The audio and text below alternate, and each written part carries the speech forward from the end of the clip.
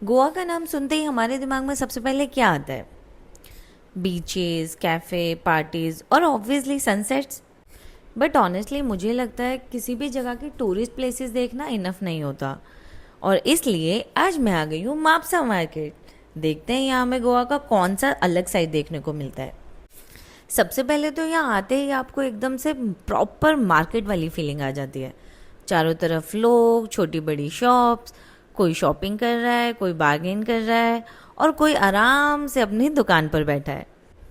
और वैसे एक इंटरेस्टिंग चीज़ बताऊँ, मापुसा को लोकल अक्सर मापसा बोलते हैं। पहली बार सुनोगे तो लगेगा जैसे कोई ये अलग जगह है, बट मापसा नॉर्थ गोवा के बारडेज साइड का एक बहुत पुराना और इम्पॉर्टेंट मार्केट टाउन है, और यहाँ का फ्राइडे मार्केट काफ़ी पॉपुलर है। फ्राइडे को यहाँ आसपास के अलग अलग विलेजेस से काफ़ी लोकल सेलर आते हैं। कोई फ्रेश वेजिटेबल लेकर आता है, कोई फ्रूट्स और कोई स्पाइसेस, कोई फिश, और कई लोग लोकली मेड चीज़ें भी बेचते हैं। और मुझे ऐसे मार्केट की यही चीज़ बहुत पसंद आती है। यहाँ सब कुछ बहुत रॉ और रियल लगता है। कोई फैंसी सेटअप नहीं और ना ही कोई इंस्टा परफेक्ट डिस्प्ले। बस लोग हैं, उनका काम है और उनकी एवरीडे लाइफ।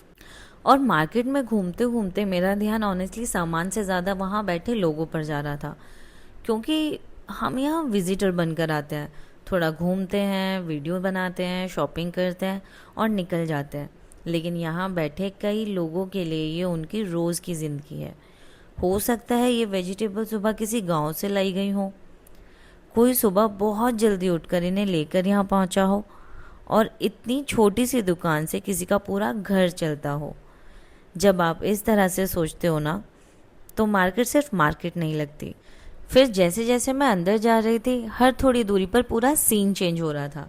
कहीं स्पाइसेस, कहीं कलरफुल चिलीज़, कहीं फ्रूट्स और कहीं वेजिटेबल्स, और बहुत सारी ऐसी चीज़ें जिनके नाम तक मुझे ऑनेस्टली नहीं पता थे। और यही मज़ा है लोकल मार्केट एक्सप्लोर करने का।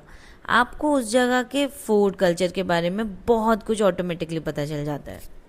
मतलब बिना किसी म्यूज़ियम या गाइडेड टूर के भी आप गोवा को थोड़ा और करीब से समझ सकते हैं। और उसके बाद आता है वो सेक्शन जिसका पता आपको शायद देखने से पहले उसकी स्मेल से चल जाएगा। Fish market. यहाँ फ्रेश फ़िश है और ड्राई फ़िश भी, और इतनी अलग अलग वेराइटीज़ हैं कि मुझे तो यही समझ नहीं आ रहा था कि ये कौन सी फ़िश है और ये क्या।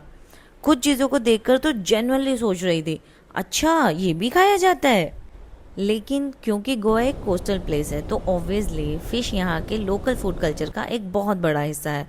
और अगर आपको गोवा की एक्चुअल एवरीडे फूड लाइफ देखनी है तो ये सेक्शन डेफिनेटली इंटरेस्टिंग है। ड्राई फिश वाला सेक्शन तो मेरे लिए बहुत ही इंटरेस्टिंग था। डिफरेंट साइजेस की फ़िश, प्रॉन्स और पता नहीं क्या क्या।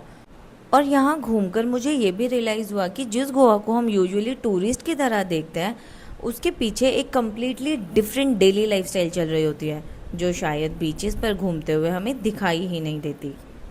और मापसा मार्केट में ऐसा बिल्कुल नहीं है कि आपको बस फूड मिलेगा। आप चलते जाओ, अचानक क्लॉथ्स आ जाएंगे, फिर ज्वेलरी, फिर बैग्स और फिर हाउस होल्ड का सामान।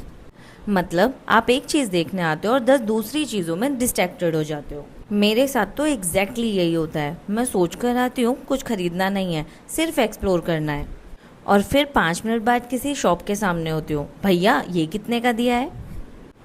और ऑब्वियसली लोकल मार्केट है तो थोड़ी बहुत बार्गेनिंग तो बनती है, लेकिन मुझे लगता है बार्गेनिंग भी ऐसी करो कि दोनों का फ़ायदा हो, क्योंकि कभी कभी हम 20-30 रुपये कम करवाने के लिए इतना नेगोशिएट करते हैं और सामने वाले के लिए वही उसका छोटा सा प्रॉफिट होता है। तो एक्सप्लोर करो, बार्गेन करो, शॉपिंग करो, बट थोड़ा प्यार से। और ऑनेस्टली मार्केट में कुछ टाइम स्पेंड करने के बाद मुझे यही लगा कि यहाँ की सबसे इंटरेस्टिंग चीज़ कोई एक शॉप या कोई एक प्रोडक्ट नहीं है। असल चीज़ है यहाँ का पूरा माहौल, लोगों की आवाज़ें, वेंडर्स का कस्टमर को बुलाना, लोगों का बार्गेनिंग करना, और किसी का जल्दी से निकलना, किसी का आराम से बैठकर बातें करना। ये सब मिला करना एक अलग ही वाइब क्रिएट करता है। तो मेरे लिए मापसा मार्केट एक शॉपिंग करने की जगह नहीं थी। ये गोवा का एक ऐसा साइट था जो बीचेस, कैफ़े, नाइट लाइफ से बिल्कुल अलग था।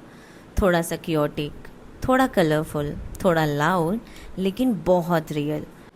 और शायद असली गोवा थोड़ा थोड़ा इन्हीं गलियों में है। यहाँ बैठे लोगों में है, इन छोटी शॉप्स में है और इन एवरीडे लोकल लाइफ में है। तो अगर आप कभी गोवा आओ और बीचेस के अलावा कुछ थोड़ा अलग एक्सप्लोर करना चाहो तो मापुसा मार्केट को अपनी लिस्ट में ज़रूर रखना।